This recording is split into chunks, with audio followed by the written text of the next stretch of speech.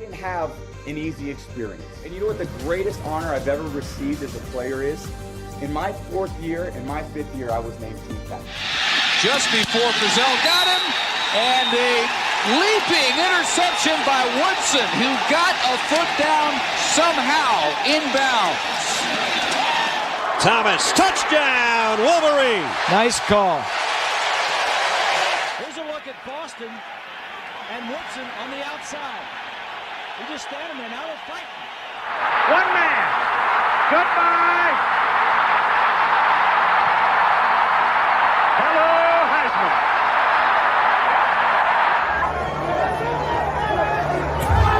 Plant their flag in the middle of the Ohio State field, and the Buckeyes rushed right. Play fake. McCarthy scanning downfield and throws it high, and Wilson's got it. Bowman Wilson weaving down inside. There it is. They won't pull that down. Chris, as they say in Ann Arbor, conquering heroes, victors valiant, Michigan, national champion. Good evening, Kyle. What's going on, my brother? Happy. Where we going? How are we doing? Happy Wisconsin homecoming Mazo game week. Here we go. We're into the Big Ten season. We pulled off one, which we will get into. But off a bye week. I think Buckeye Steve a couple weeks ago said that he didn't know what to do with himself on a Saturday while the Buckeyes weren't playing. But I feel him. I felt what he said. But it was nice to come off a victory down in Lincoln. Oh yeah, I felt what he said too until I looked at the slate of games that were on the agenda, and let's be honest here, there was enough football. So Big Ten football too, like Big Ten, I was enjoying the fact that Michigan was off, so I can enjoy watching James Franklin shit the bed again. Oh man, you couldn't take the words out of my brain more perfectly. That was something. What a game! What a game that was. That was an outstanding game. Dan Lanning, after the game, I have never seen somebody so hyped. Mm-hmm. That was pretty. It's kind of funny that they lost to Notre Dame on an Aller interception, and then in their next big game, Drew does it again and throws an interception after Oregon used one play to score the go-ahead touchdown. It took Penn State one play to give it right back. Hey, well, I feel like we saw a lot of that in not just college football, but pro football in the last couple weeks. A lot of missed field goals, a lot of I think we could both see the hats we're wearing. Yes. Oh my goodness. It was. We're about to talk about a lot. Let's give Cleveland some credit first for winning the division. We got to give them a little bit of credit. Nice comeback. But all right. It's the only time I might let someone give Cleveland credit. But if you win the division and come poop the bed. Oh, yeah. I mean, in the wild card, it was all for nothing, right? You know, bottom of the ninth, man on third, no outs, and you somehow don't find a way to score, which it was an awesome game. Hopefully, everybody could have had it either on the radio or TV. Dickerson was on fire. Calling yeah. Dave was.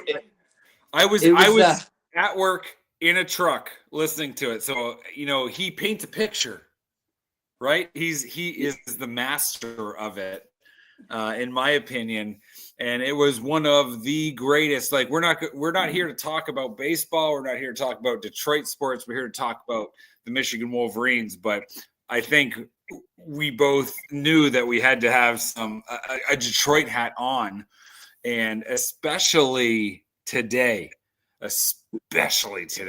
And and then let's go back to Sunday before we start talking about college football. Sunday, close game at half, and then the Lions decided to take the soul of Cleveland. I've never seen players look so defeated walking off the field.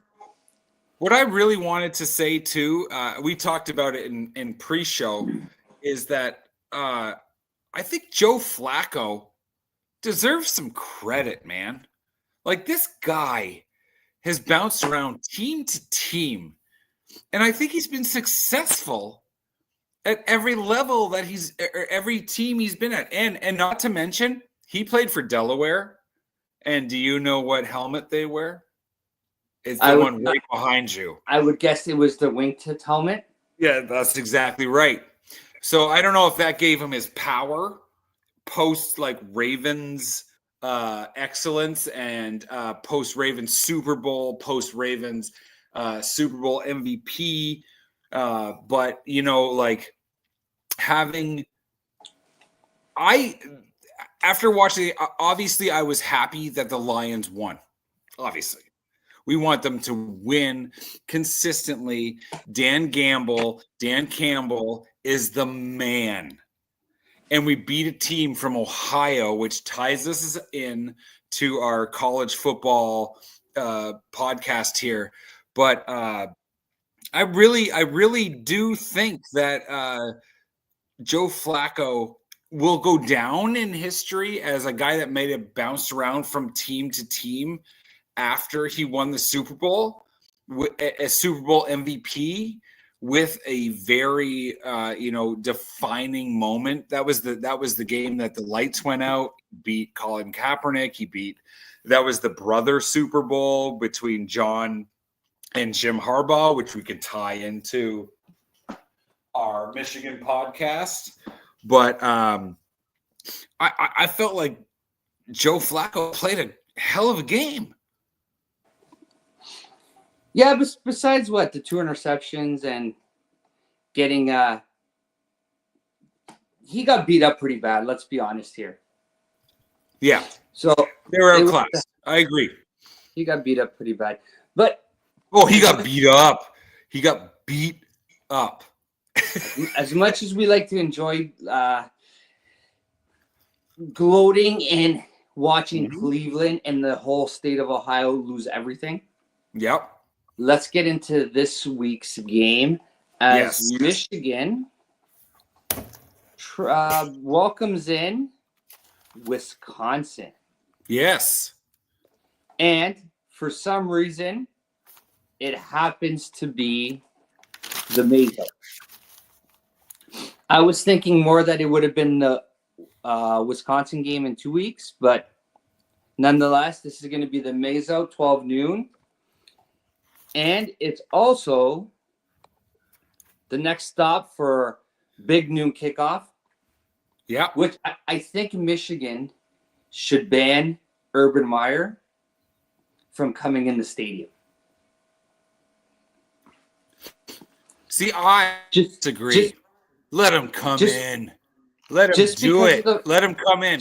We got and I love Urban. Oh, I understand why you're saying it. I completely understand where you're coming from. And the best would be if Michigan came out and said, well, Portnoy couldn't go in because, as some Ohio State fans say, why would we want a booster around our players?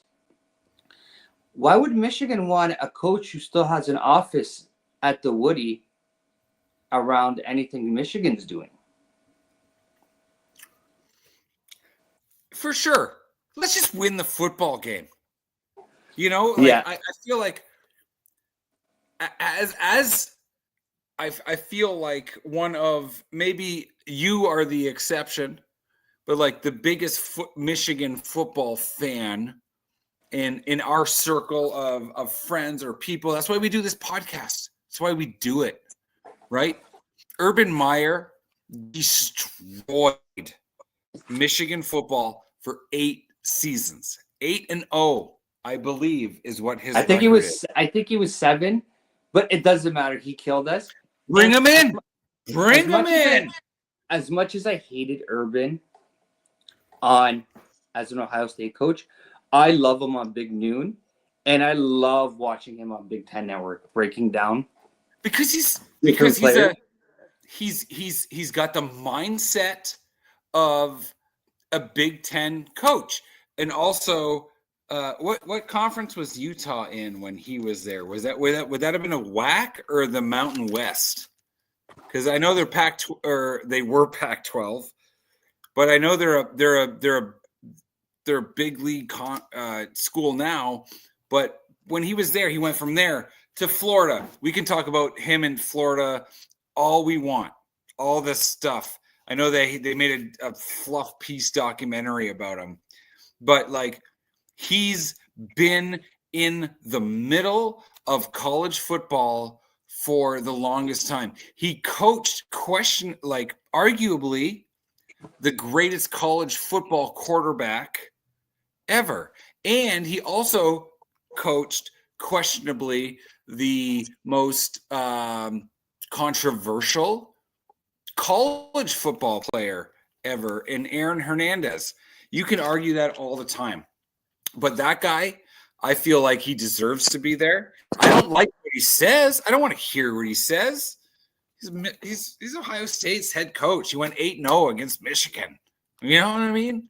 But like he deserves to be there, and I feel like putting him with Portnoy and putting him there on Big Noon makes it a more democratic, a more opinion opposition.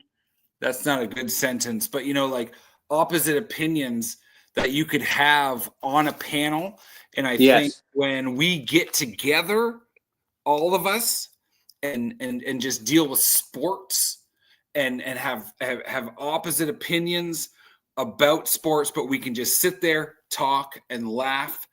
That is what makes good television, and that's what makes people like good humanity.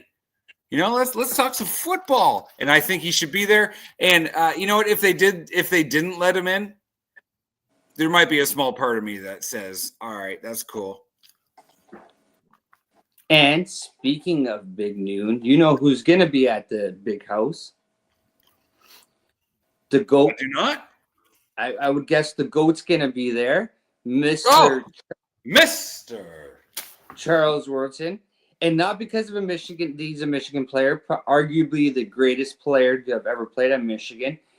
And let's congratulate Mr. Woodson for Junior getting an offer and now predicted to follow in his father's footsteps at the University of Michigan. Ooh, those are some big footsteps to follow in. This is all I would warn Michigan fans. Do not compare him to his father. Well, that's going to be tough because he named him Charles Jr.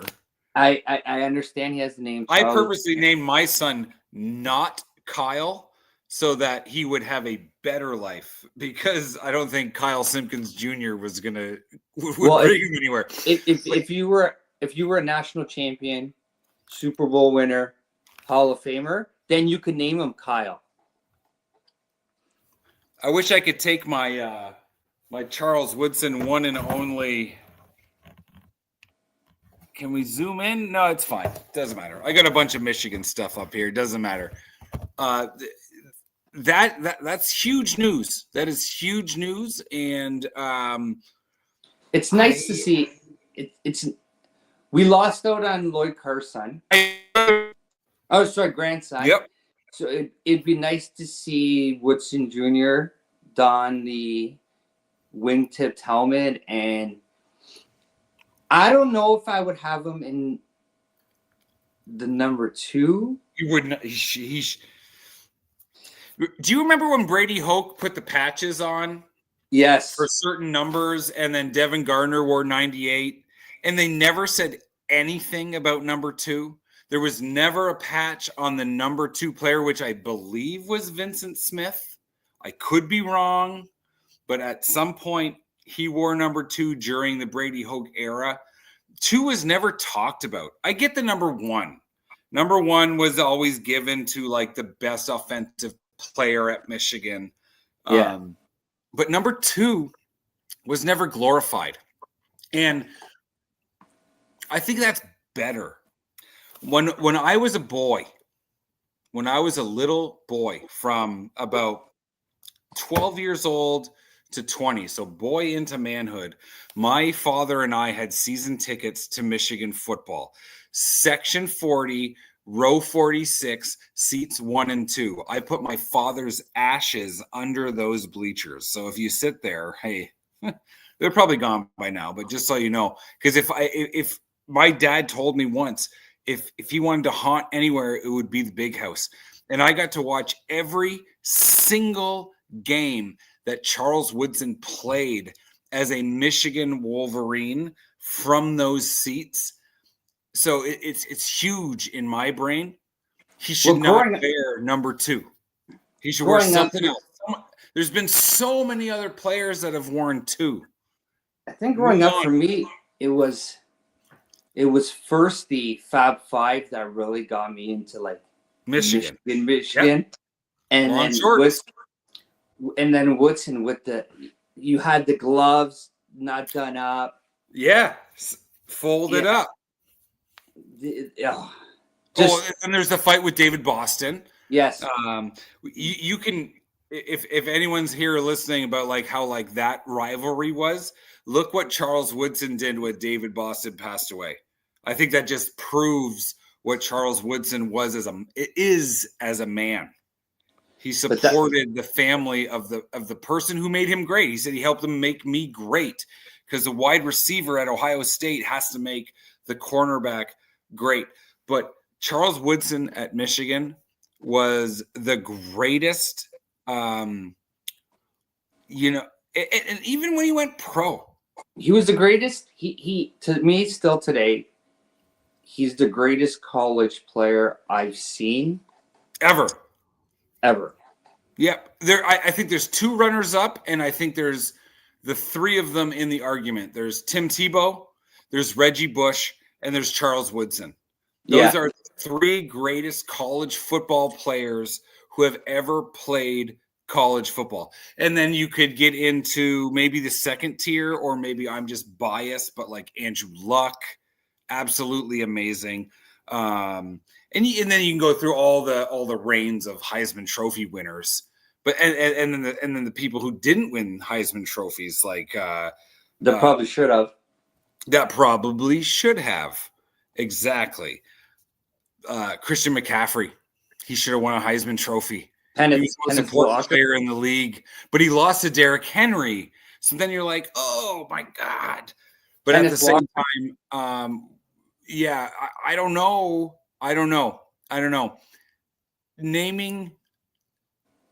not going to question a man who names his son after himself or names his son anything.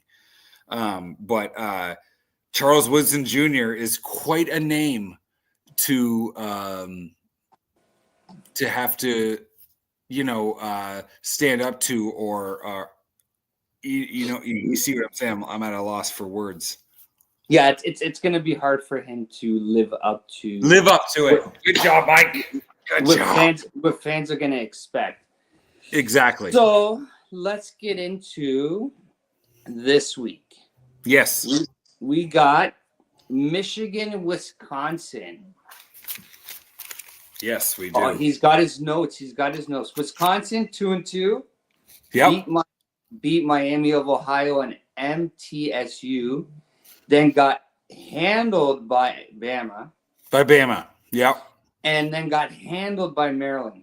But yes, absolutely. But Maryland, Malik Washington, if you haven't seen him play, I believe he's a true freshman. 1,038 yards already, 8 TDs. I think he has 1 interception. The kid's phenomenal.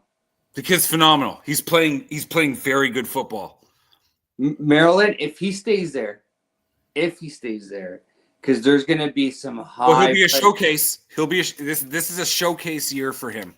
I agree. There's going to be some high price offers coming in for that kid, because I think Carson Beck didn't stay at Georgia. He went to Miami. I think he is. Should have won the national championship game, and he's not at the. I think he's a freshman. So yeah, right. so there's going to be some big offers for him, including teams like Ohio State. Let's get into this Wisconsin game. Billy Edwards Jr., who was supposed to be the starting quarterback, played I think 2 series and got hurt again, sprained knee, fired back up. Well, so here we are, and we got Danny O'Neal is the quarterback, 640 yards, 5 TDs, 5 interceptions. What I think it comes down to is Michigan has the superior talent. And I think I said this a couple weeks ago when we played Central, and I don't ever want to take away any achievement that a young athlete is doing or can do at the moment for any team. But I think what this comes down to is head coaching. Luke Fickell, as Michigan fans and as Backers podcast fans, we all know he was defensive coordinator for Jim Tressel.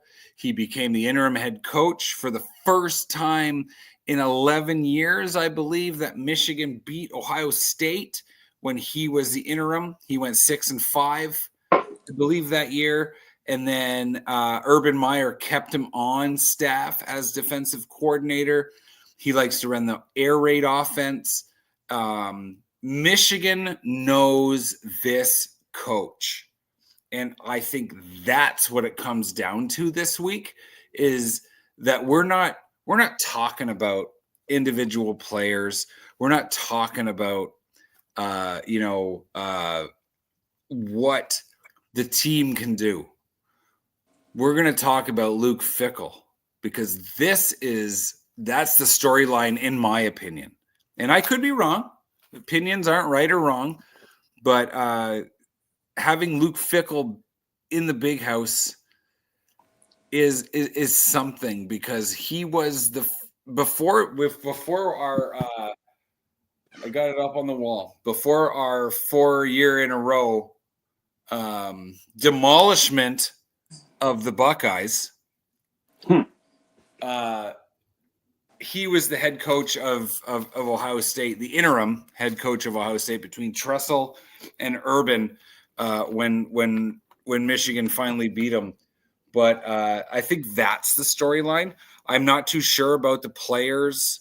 Like, I know who the players are, but as the storyline of the game, I think Luke Fickell coming in is the storyline. See, for me, I think the storyline is the fact that against Maryland, they gave up 5 sacks. Oh, it was an absolute. It was Maryland's. It wasn't even a game worth watching. Maryland's defensive line is not Michigan's, and I think you've seen with Michigan grabbing 7 sacks against Nebraska 2 weeks ago. Yeah. It's going to be a long day for whoever is playing quarterback for Wisconsin. I agree with you. And I feel like I said he was the offensive coordinator. He was the defensive coordinator. I just want to make sure that is corrected. But I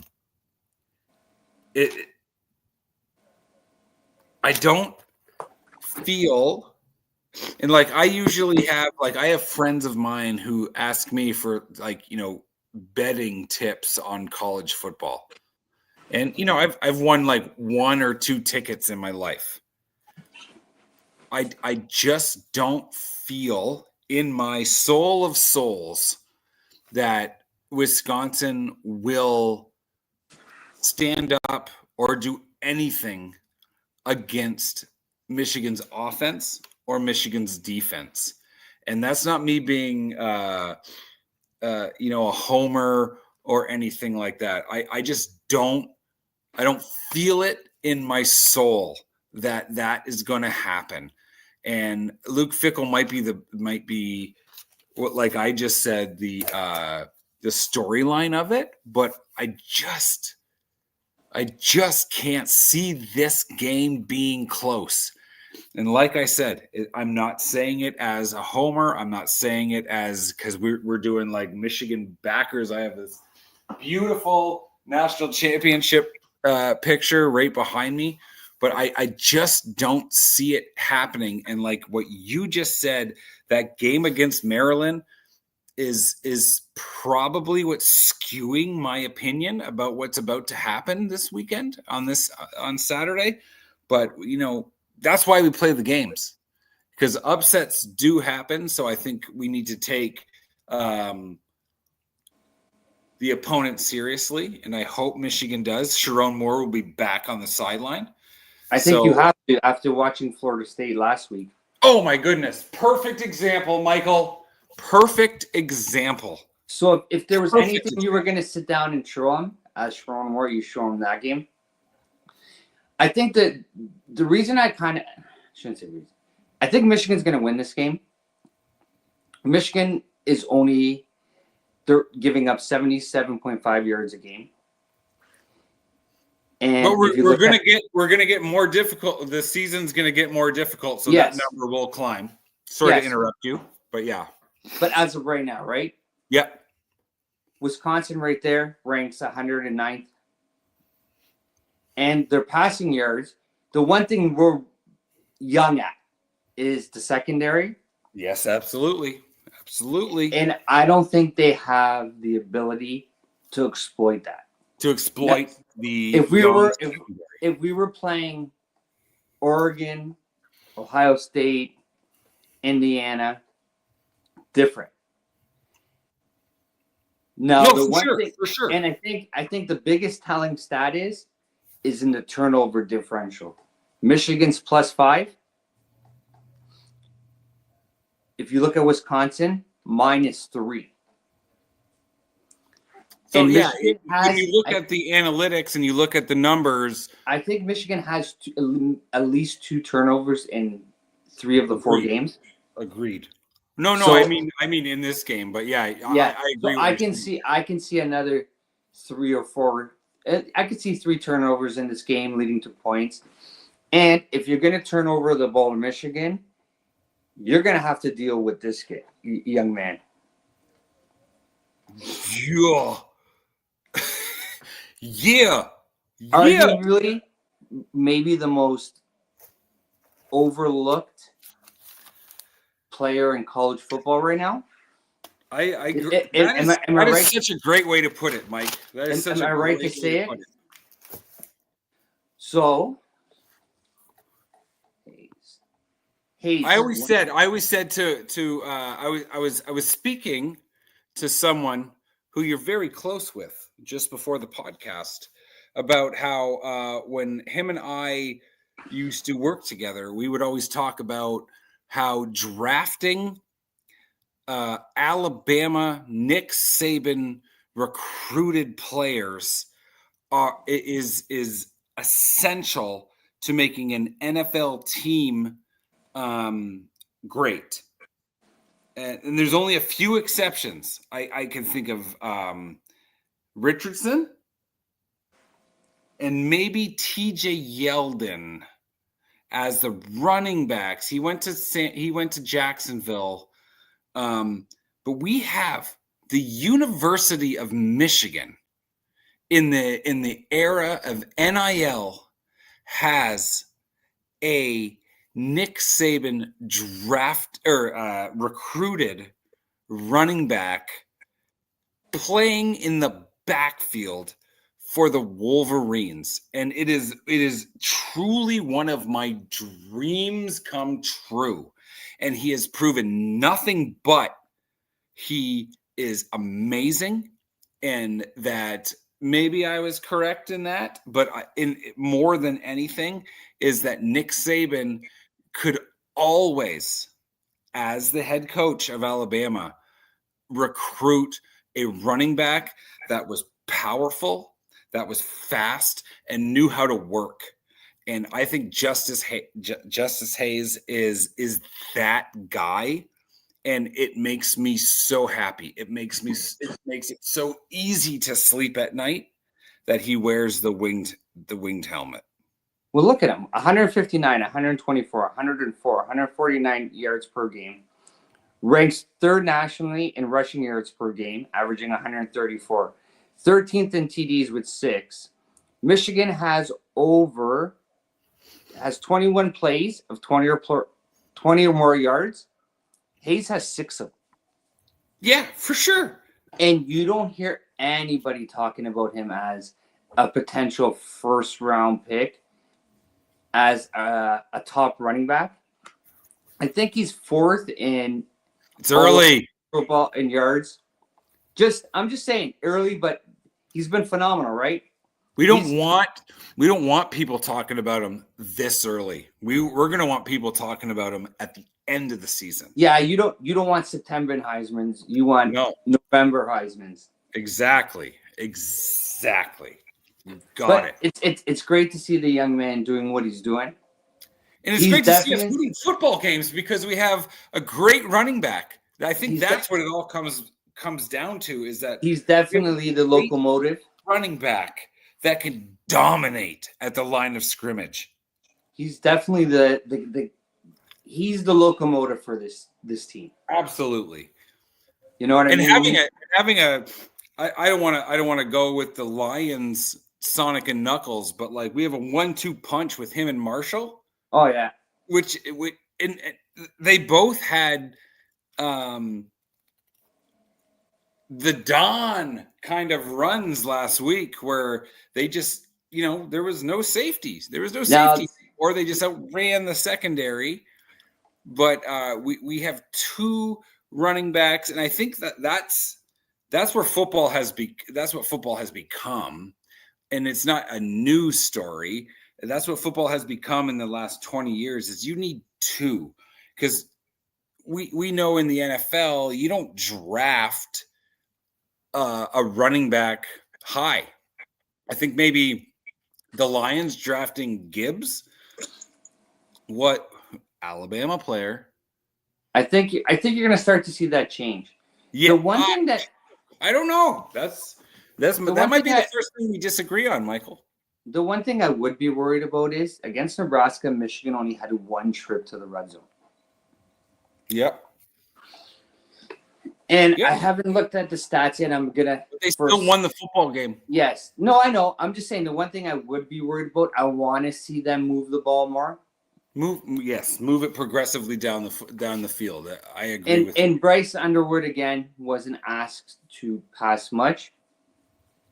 Stats in the game showed it, but when you're breaking off what it was a 75, a 55, and a 32-yard run, it's hard to pass the ball. Yeah, well, you're gonna exploit the defense that's giving you all these gifts. Yeah. Right throughout the game, you're not gonna be like, oh no, we're gonna do it our way, because I think that's what happened last year in Columbus. They figured out how to win the football game, and they weren't gonna ask any of their players to do something different than what the coaches saw was the way to win the football game. Yeah, I think this game you're going to see a lot of the same. I'm hoping they open it up a little bit more, because then we got the next month is going to pretty much determine the season for Michigan. Yeah, we go Wisconsin, then USC. Thank you for scheduling it at 7:30 instead of 11 o'clock at night. Appreciate it. Yeah. Only little brothers get scheduled for 11 o'clock kicks. Whoa. They wouldn't do that to Michigan. Then we got Wisconsin at home. Yeah. No, we got Wisconsin this week. Washington at home. Yeah. Michigan State, and then finally Purdue, which Purdue looks a lot better. I still think we're going to win. But if we can, in the Michigan State game, all jokes aside about little brother, anything can happen in that game. It's a rivalry game. The crowd's going to be bonkers no matter where it is. East Lansing. It's in East Lansing. I know this one's in East Lansing, but no matter where it is, it's gonna be intense, like camping. It's that's gonna be a game where if Bryce Underwood and the entire team can just pull it together and win, like 27-10 might be a similar, like the score from the Nebraska game might be very similar, but even if it is that score, I think the game will be a lot closer. And I'm not ready to predict that because there's still a few more weeks to go to see what happens, because injuries always happen, obviously defensive injuries. But yeah, I think, you got it right on the head. Yeah, and then, you finish up the month of November at Northwestern, which I think is at Wrigley Field this year. Ooh, boy. Ooh. And then the ultimate trap game, that's why I brought up Mr. Malik Washington, if you haven't watched him, at Maryland. Yeah. And then home to Ohio State. So we're gonna find out. We're gonna find out a lot about this team the next 3 weeks. No one likes that. No one likes to take that trip to play USC.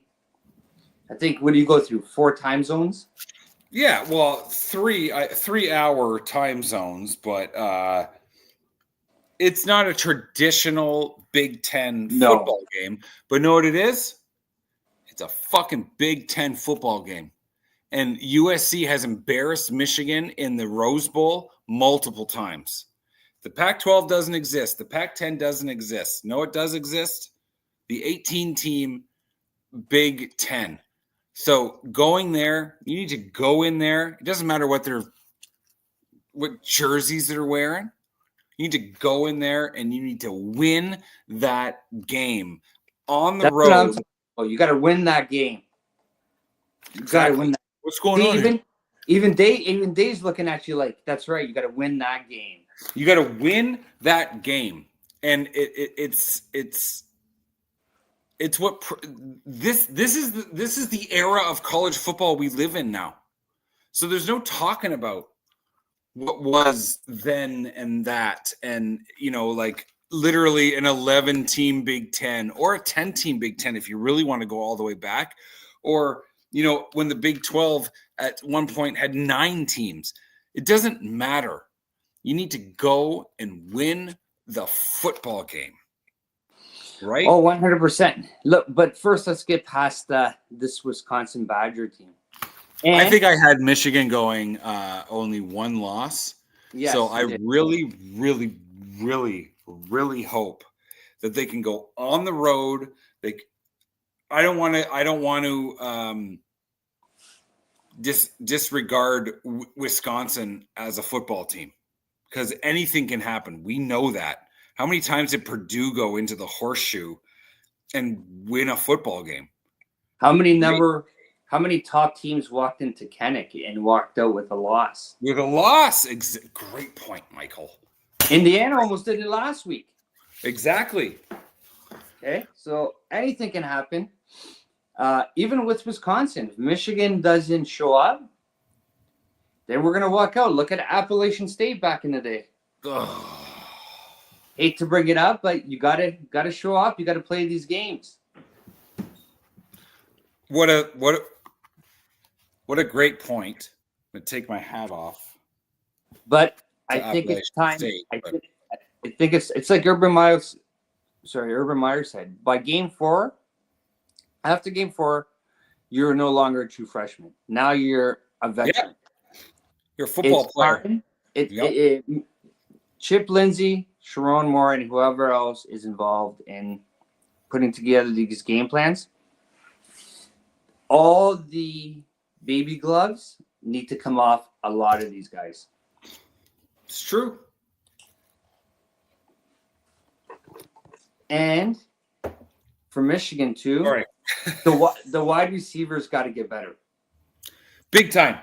That you mentioned that last week, that our receiving core is probably the weakest part of our There's 3 phases to the game. They're probably the weakest group within one of those 3 phases. And they just need to, A, catch the football, block better downfield, and just be better. And you're absolutely right. I wish I would have kept it. Somebody posted a stat that there was 8 draw passes in the Nebraska game. It's time that they let guys like Andrew Marsh, the freshman. Yep. You've seen him a couple times. If Morgan or Goodwin or McCauley can't make the plays, let some of these younger guys come in and make the plays. Let's not forget try that we didn't have our head coach for the last two games. Right? Yeah, but one game I threw out. I don't count the Central Michigan game. Yeah, you're right. Good call. And we're not talking about strategy. We're talking about catching a ball. Sharon Moore's not out there catching the ball. When Underwood puts a pass in the corner of the end zone, when Underwood puts a pass in the corner of the end zone and you turn your head the wrong way and never turn back and try to catch it blindly, you can't have that. It's tough to do. and I know he's been hurt, but I'd like to see Klein get back into it. Big time. Oh, what a great point. What a great point. Because I think we talked about it when we talked about the Nebraska game, is that he was more of a blocking tight end. And I brought up like Gronkowski in the Tampa Bay Super Bowl win over the Chiefs, where Gronk was a catching tight end that did so much blocking that once you go back and watch the game, how influential it was. But he's so young, Klein's so young, and in college football still, that he needs to be a part of the receiving core so that Michigan can not just win against opponents leading up to Ohio State, but into that game, because we're honestly into this part of the season now where we're talking about like we just need to win the games and then beat Ohio State. But yeah, I agree with you 100%. Klein needs to become more of a playmaker in the next few games. And I understand Hogan's been hurt. I think he was out against Nebraska. Yeah. And once he's back, and Zach Marshall, I think, is a freshman, if I'm not mistaken. I'd have to look it up, but sure. Like he's either a freshman or a sophomore. Junior. He's a junior, so he's been there for a little bit. But it's time these guys start. If you want to go 2 tight end sets and let Klein do his thing, then let's do it. Yep. But the main thing is you got to let Underwood have the ball in his hand with the ability to make decisions. Yeah, and that's what's gonna bring him his growth. That's what's gonna bring him his live up to the expectation of what he's been this whole time. And the Oklahoma game wasn't perfect. It wasn't, but everything so far has been pretty sweet since. And we've already had we've had a Big Ten game. We've had a Big Ten win. And now we're just going to continue into the conference games. Because the one thing about Underwood I need to see him do is get this 56.9% completion up. Yeah. But having said that, he still has 733 yards of passing. And if you take the drops that we've had, unfortunately, we're not blessed right now with 3 first round or 2 first round and a second round wide receiver. Yep. To make that can bail out the quarterback on a bad throw. Yep. So it's a lot up to Underwood to put him in a position, the ball in a position these guys can catch it. But it's also up to Lindsey and Sharon Moore to find these routes where these guys are comfortable running, make the proper call, making plays, and putting them in a position to make the play, to make the catch, right? Agreed. So I think that's going to be the big thing against Wisconsin, if they can start generating a passing game. Because if they find a way to generate a passing game and be able to throw the ball the 20 to 25 yards downfield, and teams actually have to respect it. Yep. Then you have Haynes and Marshall to win the football game. What's play action look like when he rolls out Underwood and you actually can't step up and he has the ability to take off? Like, hey, that's the dream, right? That's what we're going for. It opens up the offense so much. So much. Yep. But right. that's up to these guys to fix, right? That's why they're here. And at this point, I do expect them to kind of get out of this month undefeated. And if they don't, then there's going to have to be some hard conversations done. Well, I'm still rolling with we're going into I fully expected Michigan to lose to Oklahoma.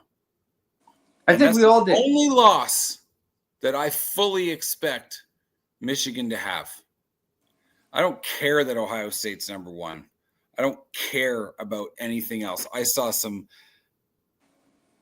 really bad Big Ten losses last week. And it only kind of backs up how I feel about it. I'm going to write it down right now. 10-1. So I'll have my notes for next week right there. But I think this football team is capable of outscoring what the defense can't stop, because we know the secondary is young. We know it is. And I texted you that. I'm like, our secondary's terrible. But like you just said, and what Urban Meyer said, after 4 weeks, you're no longer a freshman. Nope. You're gonna start to see. So these kids that are playing secondary for the University of Michigan are going to be better in the last regular season game of the year. And as long as they can stay, or as long as they start getting better from here to there, we will have a great defense. We will have a 1-loss record when that team from down south comes to the big house. Yeah, we're definitely going to get better. And getting a guy back, like more in the secondary experience, it's going to help those young guys, right? Like, it's going to help a guy like Jaden Sanders. No, 100%. Like, that's the guy I think it's gonna play a big part in that secondary coming together.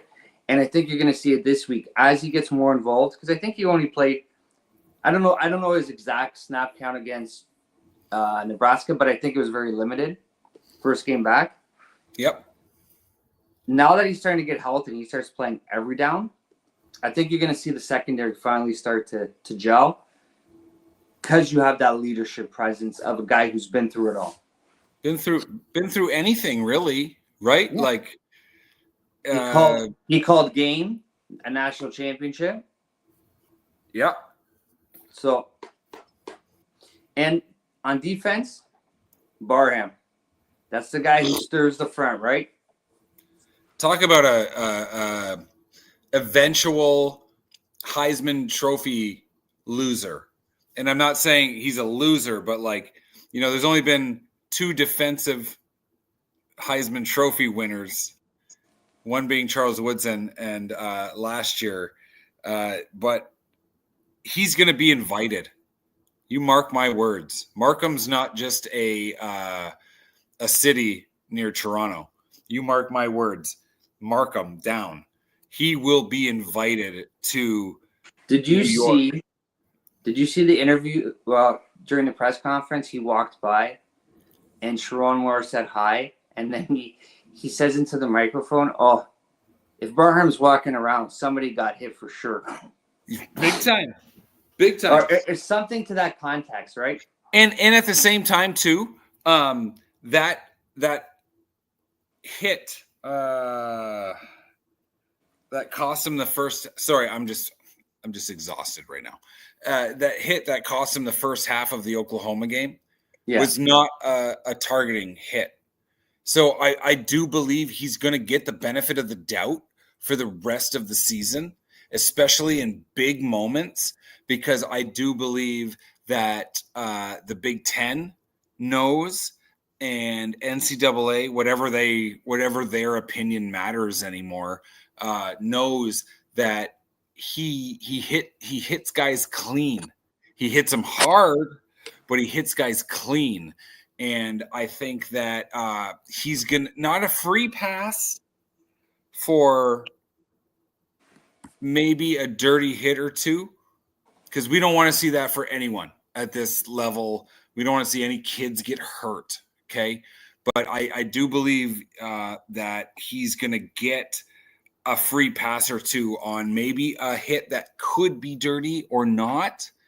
We're going to see it from every team. We're going to see it from every defensive player. But this guy is amazing.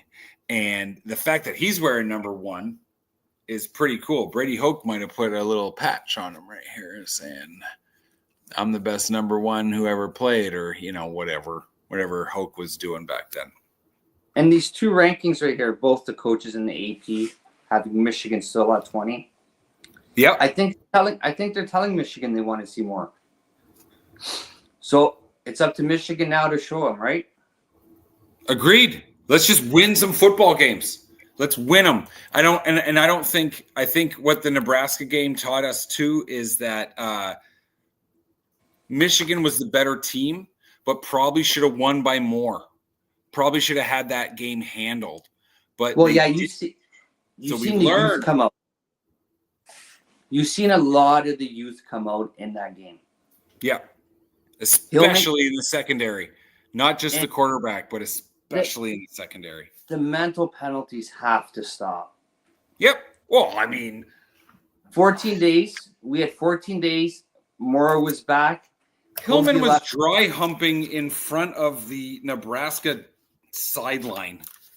Like, that's not even a mental mistake. He wasn't even in the play. Being a dick. He made a great play, but he was just being an asshole. Okay. So you get rid of that. You get rid of an entire drive that a Big Ten opponent has against your defense, who's already tired. That led to 7 points for so long. That led to 7 points. You're exactly right. So as long as I don't even consider that a mental mistake. He was literally dry humping the air in front of a sideline where there's referees and coaches who are going to argue for the penalty, right? That's something that if it does happen again from any member of the Michigan defense, gone by transfer portal. We can do that. See ya. 100%. Hillman got lucky that they won the football game, but that is just not. And I think I said it 2 weeks ago too. There were multiple players doing that. Like, it's like, because I know this is a reception. Like, a sick play on the sidelines that the referee does this. So every single time that they would make sure a reception didn't happen, they were doing that. But Hillman brought it to another level, and I honestly don't even consider it a mental mistake. It's just ignorance. Yeah. So what you're saying is no humping the sideline. Don't dry hump the other sideline. Yes. Easy peasy, lemon squeezy. You know what I mean? Okay, so scores. Ooh. We're at 55 minutes. I think we talked enough. We have some of this. Oh, one last question. If Michigan somehow takes it to Wisconsin, is this Luke Fickell's last game? Yeah, I do. I do believe that. I think we've had 4 Power 4 coaches let go. He has not been able to bring the level of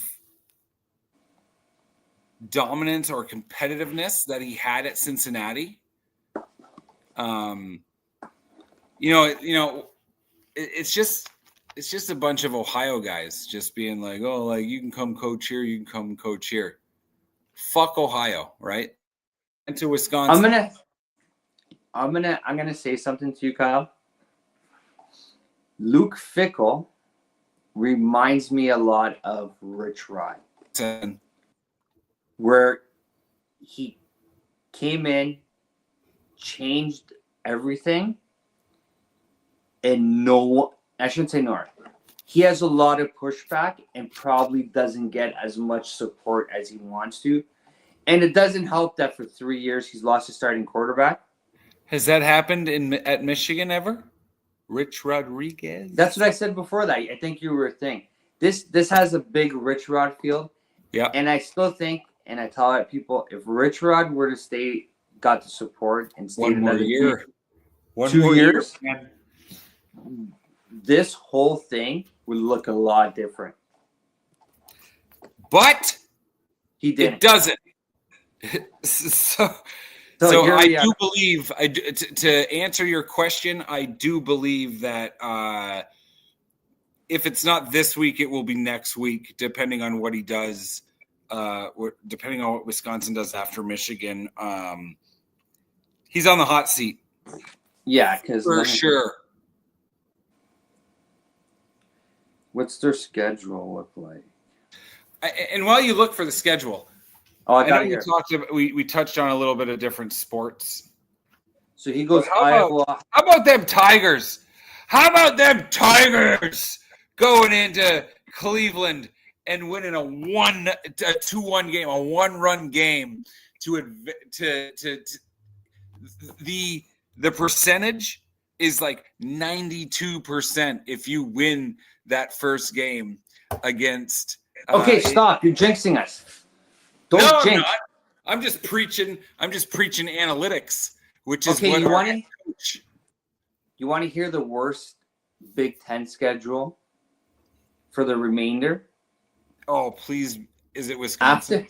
After Michigan, they got go to Penn State, go to Ohio State, Iowa, and Ohio State at home.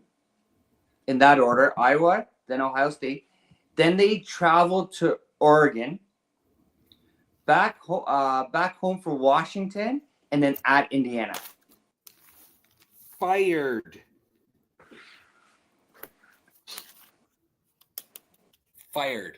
Yeah. He's got a rough schedule.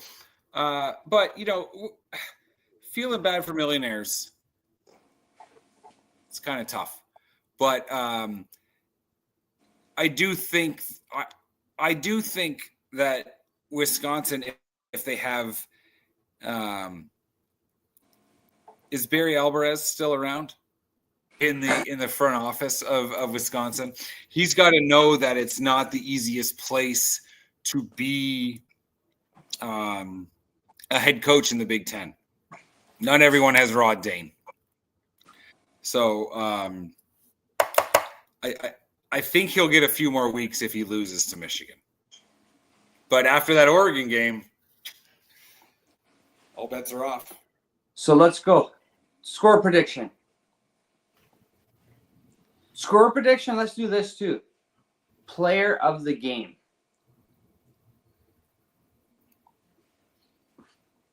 Well, we both want it to be Bryce Underwood. I think. I don't want to speak for you, but Justice Haynes is obviously. I would like it to be a receiver, right? Because that's what we were talking about. That's what needs to be improved, right? Yeah. But I'm going to go Justice Haynes. And score 49-17. Jesus. That's a big score. That's a big score. I'm going to go on defense. Jaden Sanders. 2 interceptions leading to points. Okay. One's a pick 6 for the youngster.